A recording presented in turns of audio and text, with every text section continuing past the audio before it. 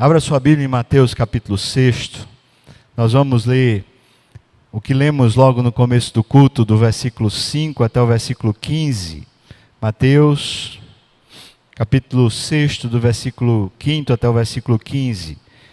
Eu sei que uma parte desse texto, especialmente uma parte dele, a gente sabe de cor, a nossa herança, a nossa tradição religiosa, católica, nos permitiu aprender esse texto como uma forma de oração, uma forma de reza ou de prece, como queira dizer. Queria conversar com você sobre isso hoje, sobre a oração. A partir do versículo 5, então, diz assim a palavra: E quando orardes, não sereis como os hipócritas, porque gastam, ou melhor, gostam de orar em pé nas sinagogas, nos cantos das praças. Eles fazem isso para serem vistos dos homens, e em verdade eu vos digo que eles já receberam a recompensa. Tu, porém, quando orares, entra no teu quarto, fecha a porta, orarás a teu pai, que está em secreto, e teu pai, que vê em secreto, te recompensará. E orando, não useis de vãs repetições como os gentios, porque eles presumem que pelo seu muito falar, eles serão ouvidos. Não vos assemelheis, pois, a eles, porque Deus, o vosso Pai, Ele sabe o de que tendes necessidade, mesmo antes que lhe o peçais. Portanto, vós orareis assim. Vamos orar, irmãos? Pai nosso que estás nos céus, santificado seja o teu nome. Venha o teu reino. Faça-se a tua vontade, assim na terra como no céu. O pão nosso de cada dia dá-nos hoje, e perdoa-nos as nossas dívidas, assim como nós temos perdoado aos nossos devedores. E não nos deixes cair em tentação, mas, pois teu é o reino, o poder e a glória para sempre. Amém. Porque se perdoardes aos homens as suas ofensas, também o vosso Pai Celeste vos perdoará. Se, porém, não perdoardes aos homens as suas ofensas, tampouco o vosso Pai vos perdoará as vossas ofensas. Amém. Vamos orar. Ó Pai, essa instrução que teu Filho deu para nós sobre oração, Senhor, ajuda-nos a que esse tempo seja um tempo de refrigério e não de condenação, um tempo de alegria e não um tempo de peso. Abençoa para que mentes e corações, a partir da minha, do meu, que o Senhor encontre em nós oportunidade de deixar a tua palavra clara e, sobretudo, contagiante para a nossa vida, Pai. No nome de Jesus eu te peço. Amém e amém. A maioria das pessoas, quando falam sobre oração na igreja, os sermões que são sobre oração, os que eu ouvi, pelo menos a grande maioria, a gente sai com a sensação de peso, de culpa, de condenação. Ao final dos sermões, normalmente a gente fica pensando: eu tenho orado pouco, eu não estou fazendo o que eu deveria fazer. E tem gente que acha que é isso mesmo, que deveria ser assim. E eu queria pensar com você que não, eu não acho que deveria ser assim, não penso que Jesus pensava assim. Jesus, na verdade, ensinou seus discípulos a orarem, não porque havia algum tipo de obrigação, de horário, de tempo, de passar meia hora, 1 hora, 3 horas que fosse orando por dia, ou muito menos por causa de uma obrigação que houvesse de orar, mesmo que fosse 1 minuto, 30 segundos. O que acontecia? A Bíblia fala para nós que Jesus tinha um tipo de vida muito muito cheia de atividades. Tinha multidões seguindo ele, e essas multidões, elas demandavam de Jesus muita coisa. Costumeiramente, ele estava atendendo as pessoas, fazendo milagres, ouvindo-as, ensinando-as, reparando histórias, reconstruindo as histórias. Isso demandava muito. Às vezes Jesus passava o dia inteiro sem ter tempo sequer para comer, por causa da quantidade de coisas que ele tinha para fazer. E o que Jesus fazia era um tipo de dinâmica que é, no mínimo, para a gente interessante. Ele conseguia, no meio do alvoroço e do caos, ele conseguia, vez por outra, dar um time, dar uma parada. Ele conseguia se ausentar daquele ritmo violento da vida. Ele, vez por outra, orava de madrugada, em vez de ir dormir com os demais, ele saía um pouco para mais distante, e ali ele gastava um tempo imergindo em oração. E às vezes Jesus fazia o contrário, ele dormia e acordava mais cedo do que todos os demais, e ia gastar um tempo ali de oração. Mas algumas outras vezes Jesus saía do meio-dia mesmo, assim, tinha muita gente para atender, muita gente para poder, ele simplesmente parava tudo, tipo assim, o consultório fechou, agora eu vou orar. E ele ia orar. E esse hábito, ou não vou nem dizer hábito, esse fluxo, essa atividade de Jesus, de vez por outra, parar para orar, ter tempo para orar, gerou nos discípulos uma inquietação, um mistério. O que é isso, Senhor?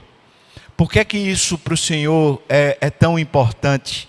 Por que é que você faz desse jeito, sem ter um horário específico, mas meio que numa dinâmica de vida que a gente sempre encontra você orando, mas a gente não entende muito bem que mistério é esse? Por que isso?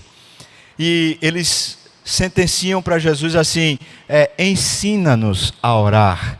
Tem alguma coisa que vale muito a pena, porque o Senhor deixa às vezes a multidão, o Senhor deixa às vezes assim a fama, às vezes o Senhor deixa aquilo que é mais quente, o Senhor deixa para ir orar.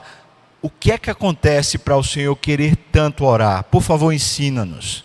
E esse ensino que está relatado aqui no Sermão do Monte foi dado aos discípulos justamente no momento que eles disseram: por favor, ensina-nos a orar. E Jesus então ensina eles com essa oração, modelo a oração do Pai Nosso. Só que aqui no Sermão do Monte, no meio de muitos ensinamentos, Jesus começou a falar para os discípulos sobre o que eles eram. As bem-aventuranças, trata-se da identidade do cristão, não do que os cristãos precisam fazer, mas do que de fato eles foram feitos. Eles são em Cristo bem-aventurados, e tudo o que diz respeito às bem-aventuranças é a qualidade inata do cristão, atribuída por Deus e não conquistada pelo esforço. Dali ele segue para corrigir uma série de entendimentos hermenêuticos errados sobre a lei. Ele vai falando: olha, vocês ouviram isso, mas não é isso. Vocês entenderam errado o que Deus falou lá atrás, quando ele estava anunciando a lei. E por conseguinte, ele começa a tratar sobre esse movimento existencial, esse fluxo da vida, essa coisa dinâmica que é viver. E então ele começa a dizer: vocês deveriam cuidar de uma série de coisas. Dentre elas, vocês deveriam cuidar do coração, vocês deveriam cuidar das práticas religiosas de vocês. Quando vocês inventam de jejuar, por que vocês fazem isso? Como vocês fazem isso? Quando vocês inventam de dar esmola, por que vocês fazem isso? Como fazem isso? No meio desses ensinos sobre as práticas da piedade ou sobre as práticas da religião, ele simplesmente entra nessa da oração. E ele afirma dentro de dois universos, logo no começo, antes mesmo de falar da oração modelo, ele fala de dois universos: o universo do religioso e o universo do gentil. Ele primeiro diz assim: os religiosos, aqueles que acham que sabem se relacionar com Deus, eles têm uma mania de usar a oração da maneira mais indevida. Eles falam alto para o povo ver, eles querem aparecer. Eles acham que a piedade é uma maneira deles ascenderem diante dos outros, deles se tornarem notórios no meio de todos. Então, eles usam a oração de maneira equivocada. Eles vão para o meio da praça, eles vão para o meio da convivência, e ali eles fazem suas orações altas, para que todos vejam. Então, Jesus nem sequer condena isso, mas diz para os discípulos: não façam isso. Sabe por quê? Porque vocês perdem a bênção. Na hora que vocês fazem assim, a prática da religião só para os outros verem, vocês perdem a recompensa do Pai. Vocês ganham a recompensa dos homens, e a recompensa dos homens substitui a recompensa do Pai. Então Jesus está dizendo para os discípulos assim: quando vocês forem orar, aprendam que a recompensa será de Deus.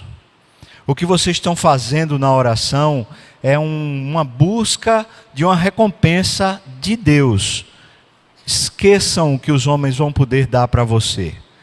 Segundo, ele fala do universo agora dos gentios. Os gentios, naturalmente, são aqueles que são sem religião, ou no máximo o tipo de religião que tem é uma religião pagã, não é uma religião de fé, da fé do cristianismo, mas um outro tipo de fé. Então, ele pega e diz assim: eles aprenderam a tentar convencer a divindade sobre as suas necessidades. Eles repetem, e eles usam as repetições para que o Pai do céu escute, ou melhor, para que o Deus a quem eles clamam escute e finalmente dê para eles o que eles acham que é necessário. O Pai de vocês, Ele sabe o que vocês necessitam. Vocês não precisam fazer isso. Antes mesmo que vocês peçam, o Pai já está perscrutando tudo. E existe uma palavrinha que Jesus usa aqui, definindo qual deveria ser, se não é no modo religioso, que é para os homens verem. Isso também não é no modo gentil, que é simplesmente tentando convencer a divindade a respeito das suas necessidades. Qual seria o formato que de fato deveria ser usado? Então Jesus usa uma palavra para dizer esse formato. Ele fala: o formato é um formato em secreto. Ele usa uma ideia de um quarto. Isso é meio estranho, pensando na casa dos judeus naquela época. Que quarto? Mas para a gente, para o nosso mundo, essa ideia é bem fácil. Não necessariamente a ideia que Jesus está lançando. O que Jesus lança para nós é a ideia de que você pode, no meio do caos da vida, você pode entrar numa dimensão, entrar numa relação que é secreta, que é só você e Deus, que é dentro de você, que não é no mundo em volta, mas é dentro de você. Você pode.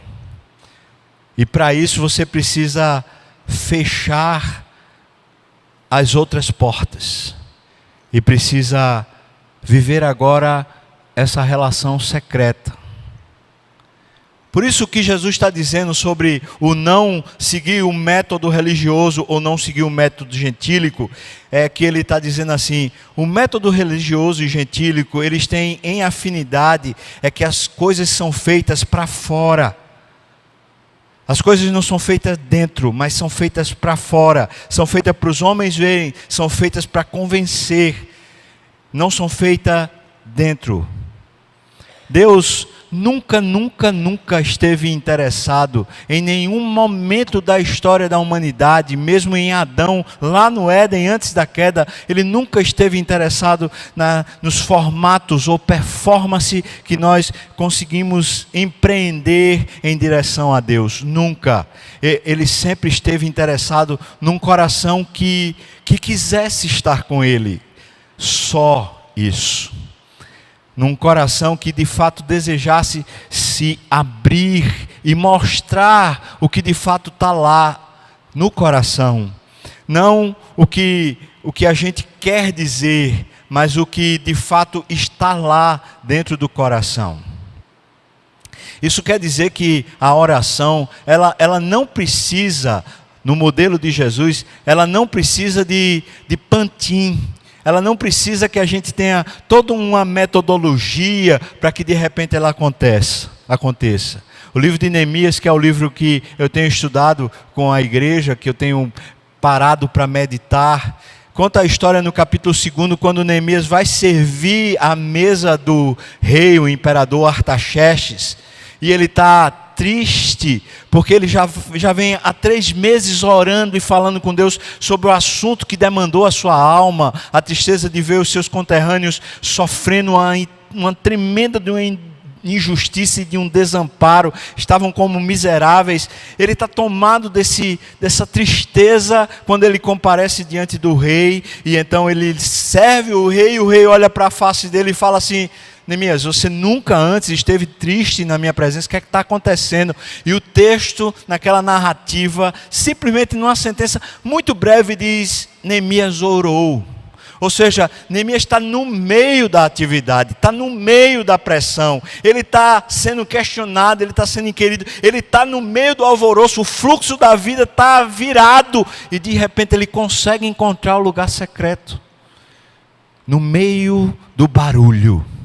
No meio da confusão, ele conseguiu entrar no quarto secreto, no lugar secreto, e em secreto falar com o Pai. E o Pai o recompensou. Ou seja, não é pelo muito falar, nem pelo muito tempo que se passa, mas é sobretudo à medida que o nosso coração é quem fala na presença de Deus. Não é a nossa mente, mas é o nosso coração. É essa relação de entranhas.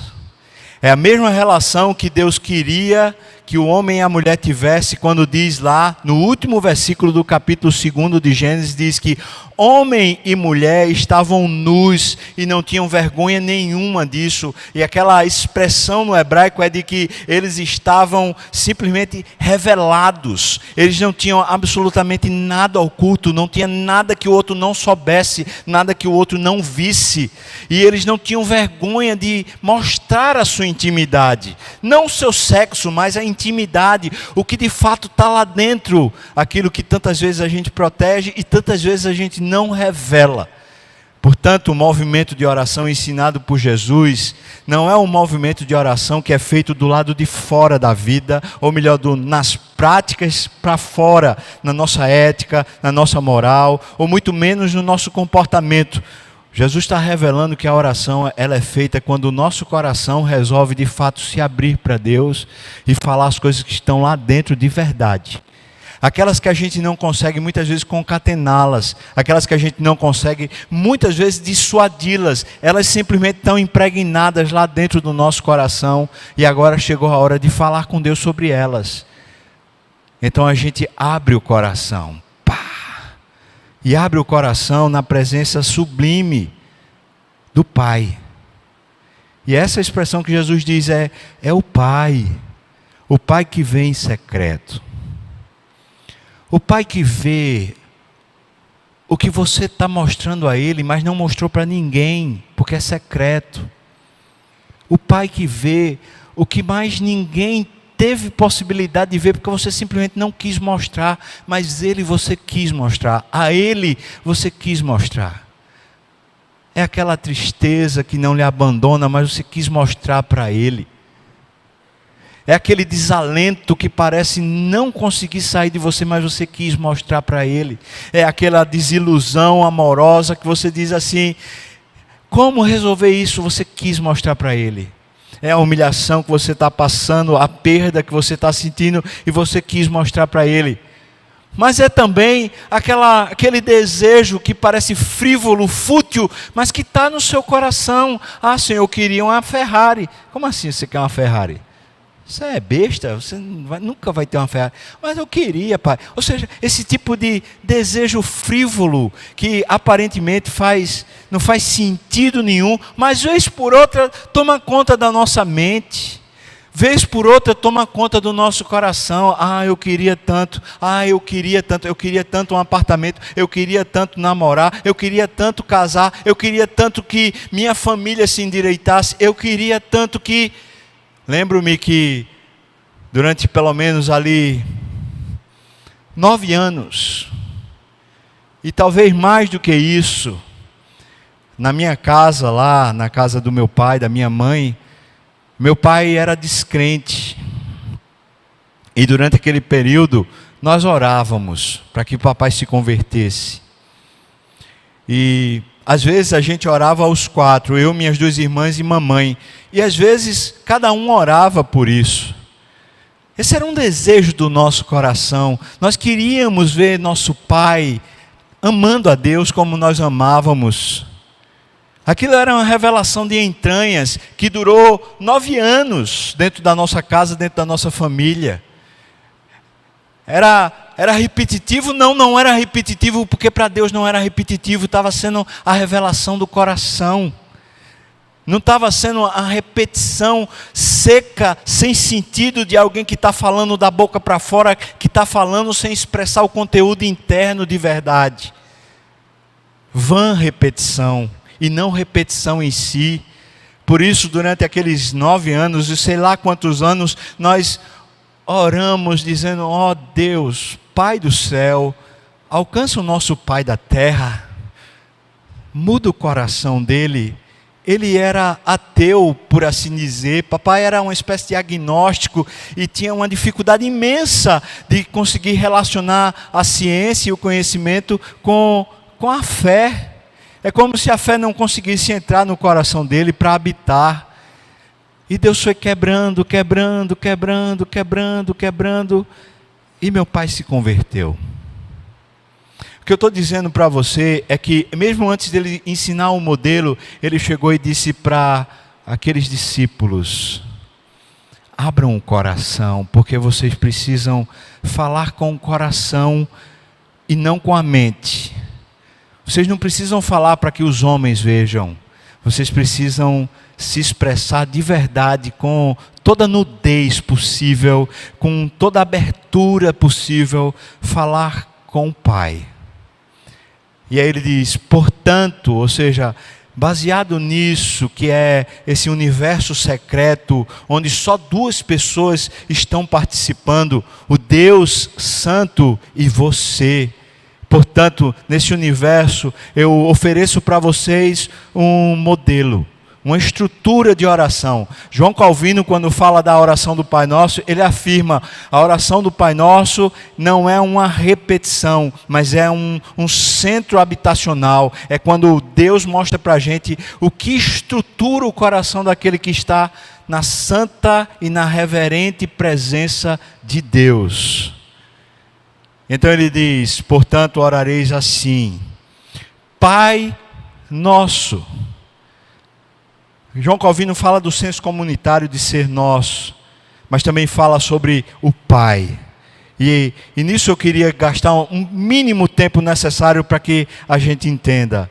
Pai evoca a figura de confiança, evoca a figura de responsabilidade, evoca também a figura de conhecimento, de que de fato conhece a gente na história toda. Conhece quando a gente usava fralda, conhece quando a gente fazia xixi na boca dele porque a gente era pirraia e ele pegava no colo. Conhece quando a gente começou a ter os primeiros problemas que a gente não entendia. Ele conhece tudo. Mas Ele é responsável desde sempre por cuidar, por educar, por manter, por sustentar, por proteger, por corrigir, como um responsável. Pai é a figura de que você não está só nem está abandonado, você está acolhido, você está centrado. Portanto, na hora que a gente resolve abrir o coração, a gente abre num lugar muito confiável, num lugar para a gente se sentir muito à vontade. Porque o nosso Pai, Ele não está nos julgando, no máximo Ele está nos acolhendo. Ele não está avaliando o que a gente vai falar. Eu queria que você pensasse comigo uma figura assim, muito simples, mas que talvez traduzisse essa ideia. Imagina você que está com uma criancinha sua, seu filho de 2 anos de idade. E ele chega todo bonitinho, senta-se no seu colo lá, abraça você e fala assim: ô pai, eu queria sorvete. Quem vai negar sorvete a um filho de 2 anos? Só se for um pai muito ruim, estou brincando, né? Mas quem vai negar? Você fala: ah não, vou comprar sorvete para esse menino. E você compra. E o menino se lambuza na sua frente. E você só acha bonitinho. Ele mal consegue expressar a palavra sorvete, ele mal consegue dizer pai, mas você acha tudo muito bonitinho porque tem uma relação, você conhece. Agora imagine essa mesma criança, chega para falar com o pai no meio de um resfriado, com febre e todo lambuzado de catarro, e se senta no colo. Qual é o pai que chega e diz assim: ah, não vai ficar no meu colo não, porque você está sujo de catarro? Não faz isso. O pai bota no colo, o máximo que vai fazer é limpar o catarro com a mão. Mas o menino está lá, todo dodói, todo mufino, e fala assim para o pai: ô pai, eu queria sorvete. E aí o pai fala assim: ô filho, hoje não vai ter sorvete. Porque não é uma relação de julgamento, é uma relação de cuidado, é uma relação de pertencimento, é uma relação de confiança. Pai, eu queria era sorvete. Você fala: filho, hoje não vai dar para ter sorvete. Você está dodói, filho. A gente vai cuidar de você, mas não vai ter sorvete hoje. E o menino começa a chorar, mas o menino chora agarrado com o pai e termina dormindo no colo do pai, descansado no não do pai. Essa figura talvez ajude a gente a entender essa situação. Você está entrando na casa do seu pai, nesse universo que é dele.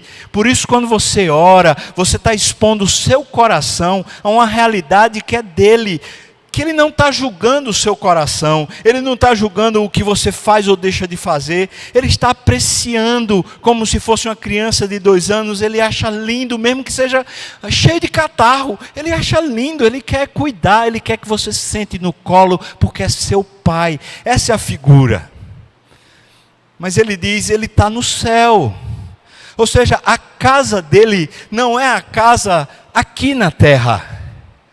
Eu sei, e eu creio, você também, de que o Espírito Santo habita em nós. Mas nessa figura da oração, Jesus está ensinando você a aprender essas dimensões e aprender esse fluxo de vida. Ele está dizendo, o Pai está nos céus. Portanto, a casa onde você está chegando é a casa que está nos céus. O lugar onde seu pai põe você no colo não é aqui na terra, é nos céus. E você chega a ele por meio da oração. Quando Jesus morreu, ele antes de morrer fez questão de dizer, está consumado. E quando ele disse está consumado, o véu se abriu. O Santo dos Santos agora é o lugar do nosso pertencimento. É o lugar onde a gente se assenta na presença do Pai. E a gente é acolhido. Quando Deus vê a gente assim, mexendo um pouquinho na cortina para querer entrar na sala dele, ele fala assim, vem cá menino, vem cá, você está aqui no colo de papai. Entretanto, quando você abre um pouquinho da cortina, antes que ele lhe veja, o que você vê é um negócio que lhe assusta, porque estão todos os anjos reverentemente adorando ele, dizendo santo, santo, santo, e eles não param de dizer que ele é santo, e há uma soberania. Todos os anjos estão prostrados diante dele, dizendo, o Senhor é dono, o Senhor é rei, o Senhor é glorioso. Eles todos estão prostrados adorando, e você entra nesse universo que faz você ficar muitas vezes extasiado, do tipo, o que é que eu estou fazendo aqui? Esse é um mistério profundo. Eu estou lidando com alguém que é superior, que eu não dou conta de dimensionar, eu não dou conta de me aproximar. Mas quando ele lhe vê pela frecha da cortina, ele diz assim, vem, eu amo, senta aqui, filho. Mas o cenário continua lhe tomando, e você pensa, onde é que eu estou? Essa é a casa do meu pai, mas meu pai é grande, meu pai é muito poderoso, meu pai é dono desse negócio todo, e todas as pessoas que estão ao redor dele estão prostradas. Será que não era para eu também estar prostrado? Como é que eu vou me relacionar com essas dimensões tão gigantescas? Pai que está no céu, diante desse deslumbramento de alma, diante dessa consternação de ver-se diante de uma presença tão potentosa e ao mesmo tempo tão acolhedora que põe você no colo, você pega e diz: santificado seja o teu nome. Os anjos todos estão dizendo que é santo. Eu também digo. O seu coração que está sendo exposto e aberto, está entrando na dimensão da vida de Deus. A vida de Deus é santa.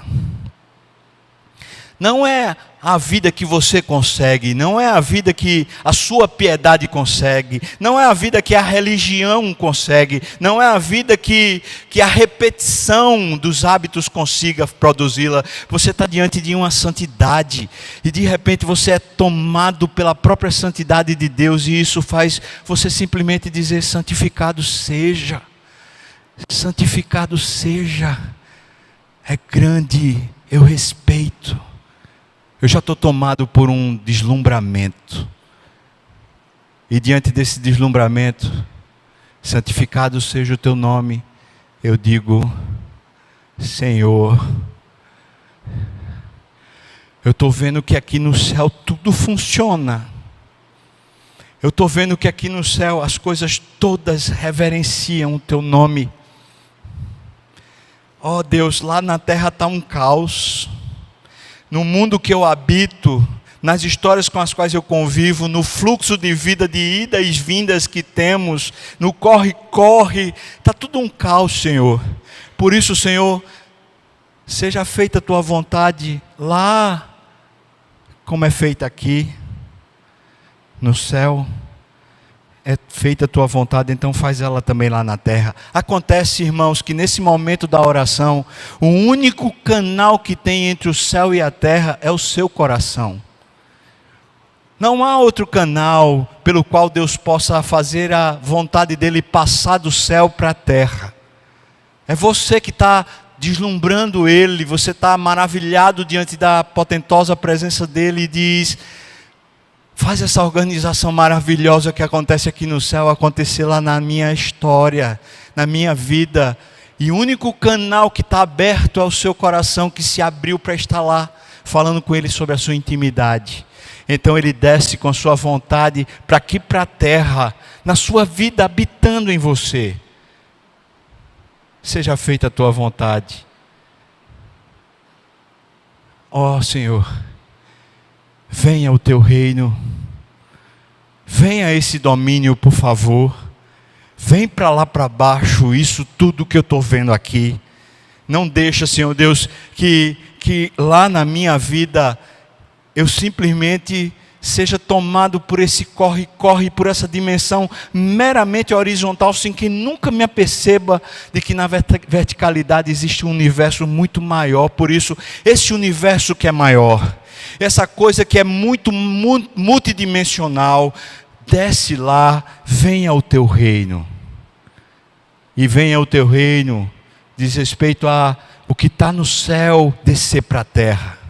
E de novo, o único canal onde essas coisas podem acontecer é essencialmente o canal do coração.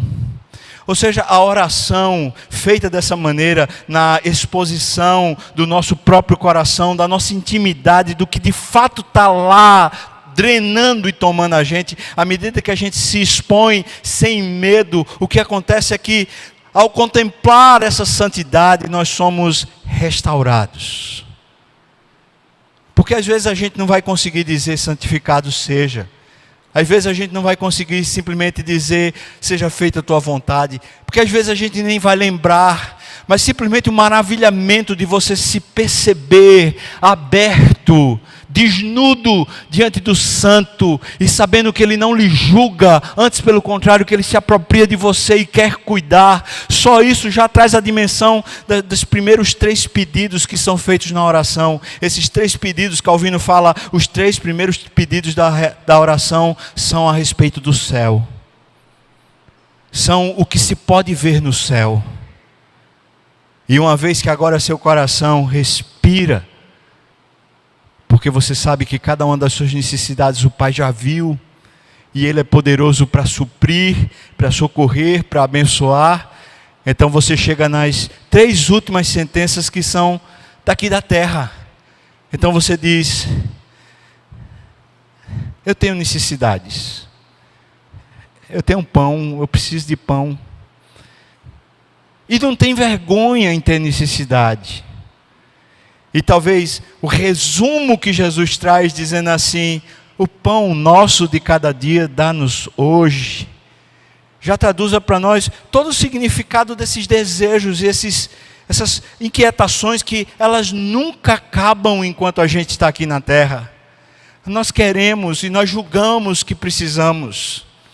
Eu preciso, eu preciso, eu preciso. E quem vai dizer para nós que não preciso? O marido, a esposa, para a gente brigar, sabe? Mas quando a gente está diante dessa celestialidade, de repente a gente percebe: eu tenho necessidade. E nessa relação onde existe intimidade, e onde você não está de maneira nenhuma acanhado em pedir, seja lá o que for, como a criança você fala: eu queria era sorvete, pai. Ou você pode dizer: eu queria era a Ferrari, Senhor. Faz muito pouca diferença, porque agora a relação já tomou todas as dimensões. E conquanto haja pedido sobre o pão, ou pedido sobre as necessidades que a gente tem, muito pouco importa, porque a gente não está mais drenado pelas necessidades. Agora a gente está falando sobre as coisas que a gente quer, mas não sobre as coisas que necessariamente já tomaram mais o nosso coração. Me dá o pão, Senhor.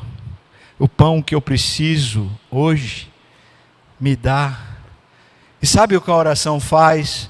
É reconhecer que desde pequenininho foi Ele quem mudou a fralda. Desde pequenininho foi Ele quem limpou o bumbum.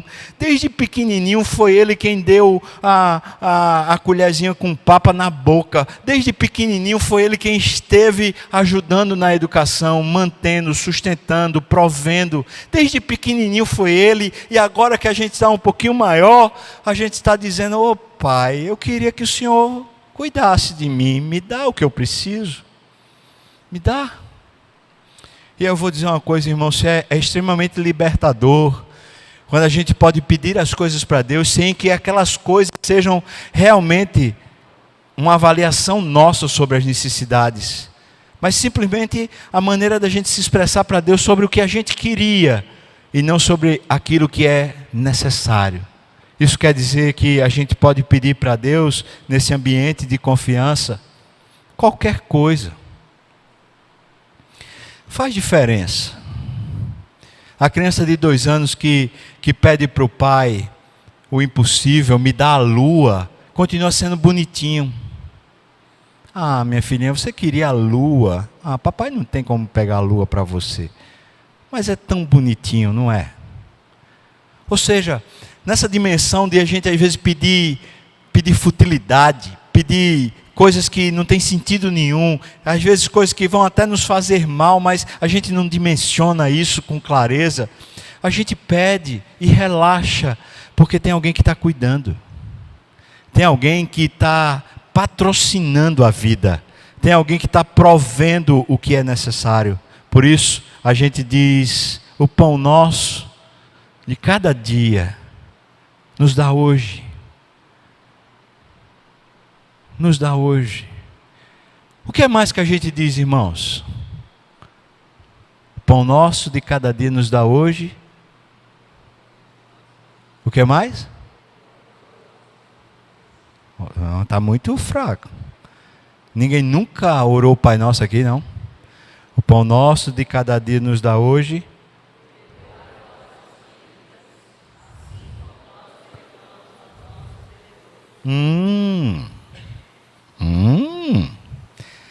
Perdoa as nossas dívidas, assim como nós perdoamos aos nossos devedores.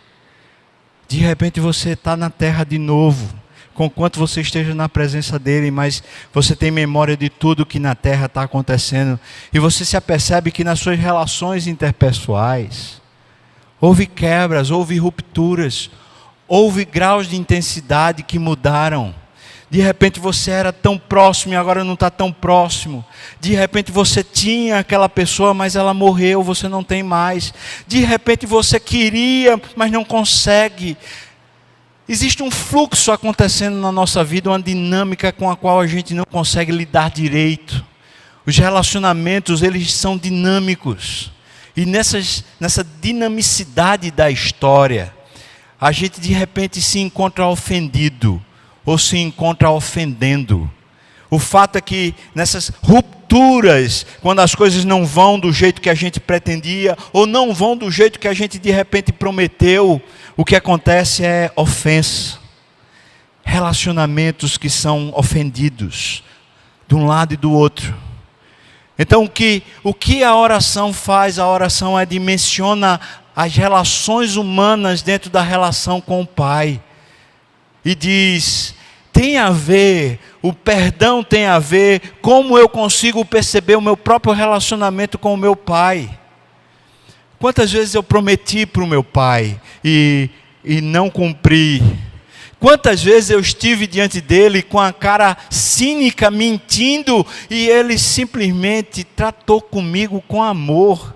Quantas vezes ele me sustentou, mesmo naquelas horas que eu estava rebelde, nas horas que eu estava de cara amarrada, nas horas que eu estava batendo a porta do quarto, e ele simplesmente perseverou no seu amor constante sobre mim, nessa dinâmica da relação com o Pai, à medida que ele simplesmente não se abusou de você, mas ele manteve o mesmo cuidado e a mesma tônica com esse perdão. Você se descobre como um ser perdoador. Não que você tenha, nem eu tenhamos condição por nós mesmos de perdoar, mas ele faz a relação, Jesus faz a relação direta de que o perdão humano entre as partes só acontecerá na medida da revelação dessa dinâmica do perdão divino. Por isso, ele chega até a condicionar. Ele diz, se não existe esse perdão humano, certamente é porque você nunca se apropriou do perdão divino. Você sempre se relacionou com ele como se você fosse meritório, como se ele nunca tivesse tido que lhe perdoar. É por isso que se você não perdoa na terra, é fato, também o Pai nunca precisou lhe perdoar no céu. Porque a sua relação parece ser não dinâmica, mas uma relação de perfeição. Mas não é. E essas rupturas que tivemos com Deus ao longo da história, do culto que a gente foi e se consagrou de joelhos chorando e dizendo, Deus, agora eu quero dar tudo, mas um mês depois, uma semana depois, a gente está de novo apegado às coisas, com cuidados terreais, e o nosso coração está drenado.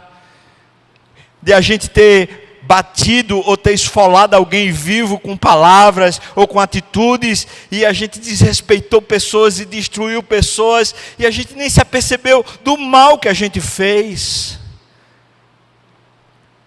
Essas coisas dizem respeito à relação que a gente tem com o Pai, que foi danificada tantas vezes por nós, mas nunca foi danificada de fato, porque Ele não deixou.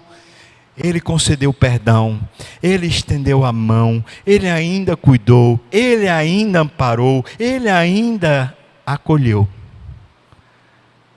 Se não temos a dimensão desse perdão, que é recebido mesmo quando não pedimos perdão, então a gente também não tem a dimensão para perdoar absolutamente ninguém. E Jesus não está pedindo para você se esforçar um pouco mais para perdoar, não está pedindo para você deixar para lá, Ele não está pedindo para você se esquecer, Ele está pedindo simplesmente que você relacione as suas relações interpessoais, relacione isso com a relação que você tem com Deus. Com o mesmo dinamismo que você tem na relação com Deus. Porque se você tem uma boa dinâmica na sua relação com Deus, certamente você vai aprender a ter uma boa dinâmica na relação uns com os outros. Não é ter o coração bom, não é não ser uma pessoa que nem liga, pode fazer o que quiser, não é ser indiferente nem ter um coração de plástico. É você e eu aprendermos por meio dessa oração, onde o coração está exposto, a falar das fragilidades reais, é falar de fato do que inquieta, do que está lá no nosso coração, drenando a gente, e a gente simplesmente se vê acolhido, e isso restaura o nosso coração para acolher, amar e abençoar quem é faltoso conosco. E o terceiro pedido que ele faz nessa esfera terrestre, qual é? Ele diz: não, Senhor, deixa eu cair em tentação, por favor. E é como se a gente estivesse dizendo assim para Deus: não me deixa por minha conta não, Senhor. Eu estou mostrando para o Senhor tudo que eu sou frágil pra caramba, eu tenho essas inquietações todas, eu sou muito ansioso, eu sou muito sensível, eu sou cheio de mazela, eu sou assim apreensivo, eu sou questionador, eu sou meio revoltado, eu sou meio destrutivo, eu tenho esses negócios tudinho aqui, não me deixa por minha conta não, Deus. Não me deixa, porque qualquer coisinha, qualquer vacilo, eu já caio, eu caio em tentação. Então, Senhor, pega pela mão, como se fosse uma criança que está aprendendo a andar, pega pela mão e vai dando uns passinhos comigo, para que eu não tropece e caia. Vai lá dando uns passinhos, devagarzinho, me ensina a andar. Não me deixes cair em tentação, Senhor. Não me deixa, por favor, porque eu sou propenso. Eu tenho esse tipo de... eu sou assim, tapado. Vivo caindo. Não me deixa. Essa oração do não me deixe tem a ver com esse tipo de confiança que eu falei da paternidade. Ou seja, Ele sempre cuidou de mim. Ele sempre me ajudou a crescer. Ele sempre me amparou. Ele sempre me pôs de novo no colo. E com afago Ele me consolou. Eu posso confiar nele sobre as relações que eu tenho com minhas ambições, sobre as relações que eu tenho com a minha cobiça, sobre as relações que eu tenho com os desejos que estão lá pulsando. Eu posso confiar que Ele sabe cuidar disso melhor do que eu. Depois de ensinar para a gente sobre essa dinâmica, então Jesus diz: não perca a oportunidade de ver esse fluxo da vida divina. Por isso, você está pedindo ao Senhor: Senhor Deus, Teu é o reino. Senhor Deus, Teu é o domínio. Senhor Deus, é Teu. A história é Tua. O fluxo da vida é Teu. O ritmo da vida é Teu. Eu achava que era esse corre-corre, mas depois que eu me deparei, minimamente, nem que seja por um segundo, eu me deparei com o fluxo do céu, eu descobri que tem um fluxo próprio à vida, que as dinâmicas acontecem fora do meu poder e do meu domínio, que existe o Teu governo sobre absolutamente tudo, e eu estou agora simplesmente me apercebendo de que o Teu mundo é real, é tudo verdadeiro. Irmãos, se você for a qualquer hora na praia, você não vai conseguir mudar a maré que estiver lá. Se estiver seca, está seca. Se estiver cheia, está cheia. Se estiver enchendo, está enchendo. Se estiver secando, está secando. Nenhum de nós consegue alterar isso. O que podemos fazer é nos programar para participar do fluxo da maré. Nenhum de nós consegue aqui em Recife chegar e dizer: eu queria tanto que o sol simplesmente nascesse 7 horas da manhã, eu gostaria de ver o sol nascendo, mas me acordar 4h50 para ver o sol nascendo, não, eu não aguento. Mas se fosse 7 horas, eu me acordava ali 6h50 e vi o sol nascendo, eu ia vislumbrar, eu ia deslumbrar isso todo dia, esse cenário maravilhoso. Mas não acontece, irmãos, por quê? Porque quem rege esse fluxo é Deus. Quem diz a hora que o sol se põe é Deus. Quem diz o fluxo das coisas acontecerem na história é Deus. E de repente, quando a gente entra nessa dimensão, por assim dizer, onde o coração da gente se abriu e disse para Deus: é isso, Senhor, e a gente está tomado por essa glória, o fluxo da vida agora, de repente, não precisa mais ser a agonia do nosso coração, a insegurança do nosso coração, o sufoco e a imposição do mundo sobre nós, porque a gente está quieto de novo, porque Teu é o reino, Teu é o poder, Teu é o domínio, pelos séculos dos séculos. Amém. Nada vai fugir do Teu controle, Senhor. Portanto, irmãos, a oração que Jesus ensinou para a gente não foi mais um processo de culpa do tipo assim: você está orando pouco, você deveria orar mais, você precisa orar 3 horas, você precisa orar 5 horas, você precisa orar todo dia de manhã antes de sair de casa, precisa orar todo dia antes da refeição, você precisa orar todo dia à noite antes de dormir. Se você o faz, continue fazendo isso, é uma bênção. Mas a grande preocupação de Jesus parece ser, à medida que a gente tenta domesticar a oração, em vez de simplesmente ser tomado por ela. A grande preocupação de Jesus é que a gente é bem capaz de terminar sentindo culpa ou sentindo-se aprovado por causa da maneira como nos relacionamos com a oração e não por causa da oração em si.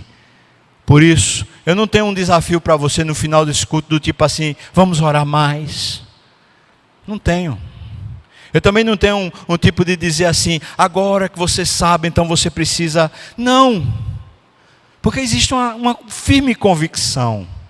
A convicção é que Jesus Cristo, quando veio e morreu por cada um dos que aqui estão salvos, Ele fez, mudando de uma vez para sempre o seu coração, e botou dentro um chip dentro do seu coração, cujo endereço geográfico do seu coração é o céu.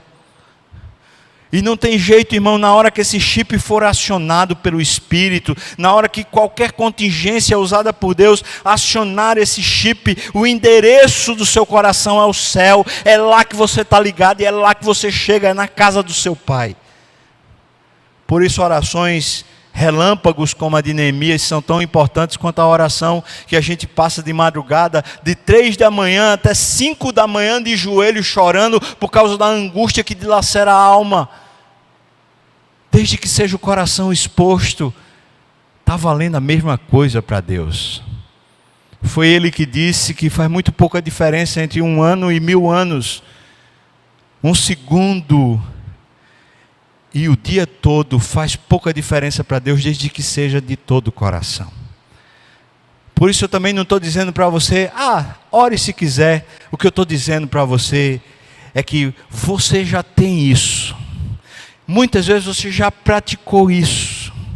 O que muitas vezes você não descobriu era que era exatamente isso que Cristo conquistou para você, como que a gente chama de oração. E o que os discípulos estão dizendo é: a gente queria aprender isso. E agora eu e você podemos saber que no trânsito, no meio de uma cirurgia, no meio de um atendimento, no meio de uma mensagem que sufoca a gente, no meio de uma pressão que golpeia a nossa consciência, a gente pode simplesmente sair da terra, entrar na casa do Pai, se assombrar com tudo que Ele é e com tudo que Ele tem, e reorganizar a vida, porque o fluxo do céu passa pelo nosso coração em direção à existência. Eu lhe desafio a conseguir viver sem isso. Quem já provou, não consegue abrir mão. Vamos orar. Obrigado, Deus. Obrigado porque isso é tão vivo e tão poderoso. Obrigado, Jesus, porque o Senhor teve uma vida muito dinâmica, muitos afazeres, mas o Senhor viveu essa oração de maneira tão fluida e tão simples. Senhor, o que eu te peço é que por meio da Tua Palavra e do Teu Espírito, o Senhor nos ensine a orar. Mas também nos faça confiar que de dia e de noite o Senhor Jesus está orando por nós na presença do Pai, de dia e de noite sem cansar. Também nos faz descansar que o Teu Espírito que habita em nós e nos conhece por dentro na nossa intimidade, com gemidos inexprimíveis, está diante de Ti, Senhor, falando de dia e de noite sobre quem somos e o que temos de apreensão. Também nos faz descansar, Pai. Que o Senhor, que não poupou o próprio Filho por amor de nós, Porventura o Senhor não nos dará graciosamente com Cristo todas as coisas que realmente necessitamos, todas as coisas que são às vezes mimos que o Senhor nos dá. Ó Deus maravilhoso, abre os nossos olhos para que a gente veja esse universo lindo e potentoso que nos toma a alma e gera em nós ânimo e felicidade, e reconquista a vida, e celebra a graça, e faz tudo dentro de nós se reconfigurar. Abra, Pai, o nosso coração e abençoa, meu Pai, todos nós, no nome de Jesus.